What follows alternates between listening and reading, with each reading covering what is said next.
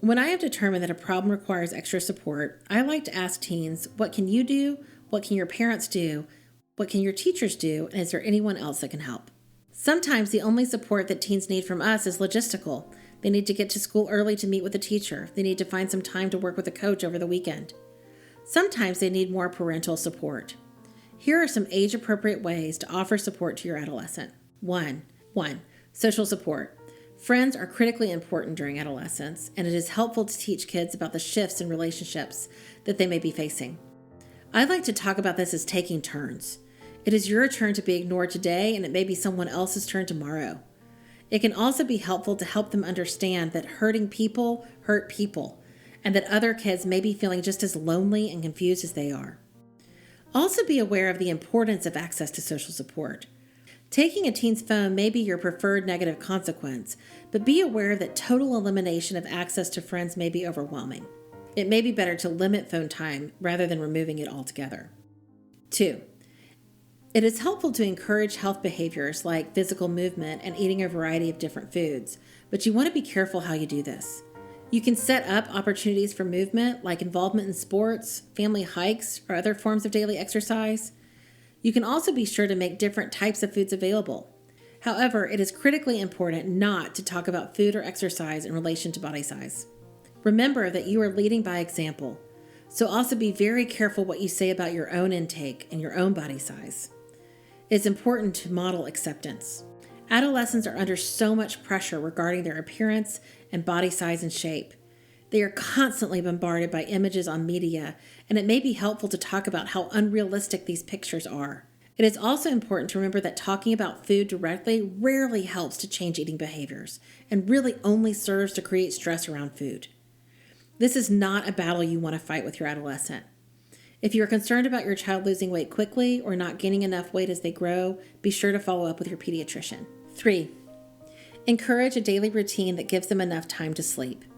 Set firm rules around technology use and keep phones out of their rooms overnight to allow them to sleep uninterrupted.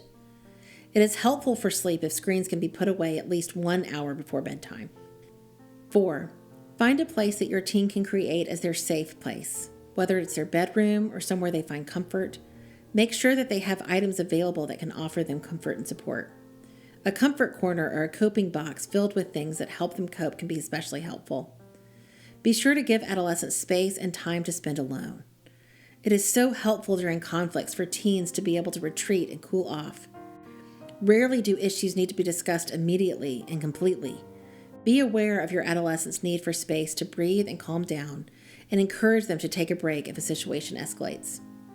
5. Treat them with compassion and understanding. Make it clear that your love for them is unconditional. You love them the same amount whether they follow the rules, make good grades, or make good choices. Your care for them is not affected by conflicts or shortcomings. Set expectations, but also remember that adolescents are going through so much. Not only are they navigating complicated social relationships, academic and extracurricular challenges, they are also experiencing rapid hormonal changes. Hold them accountable for their behavior, but try not to take things too personally. Try to make your relationship a soft place for them to land. 6. Even if it seems like they don't want to talk, keep communication open. Sometimes the best conversations happen in the car when you are doing other things. When they have questions, answer as honestly as you can without offering too much overwhelming information. Sometimes it is helpful to ask, "Do you want to know more?" Or, "Did I answer your question?" It is easy to fall into the habit of talking mostly about to-do lists or responsibilities, but it is so important to create space for meaningful conversations. Ask them their opinion about current issues and topics and listen to their answers.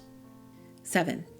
Try to find enjoyable activities to do together, but take the pressure off of yourself and your adolescent to have quality family time all of the time. Be ready for engagement from them, but also understand that it is their job to push away sometimes too. 8. Encourage realistic goal setting. Teach them how to break down long-term goals into smaller daily tasks. 9. Model resilience for your child. Talk with your child about your own feelings during times of stress, and talk about and model appropriate coping strategies during difficult times. 10. Encourage your adolescent to read and listen to stories of resilient people that overcame obstacles in their lives. Talk about resilient characters in the shows or movies you watch together.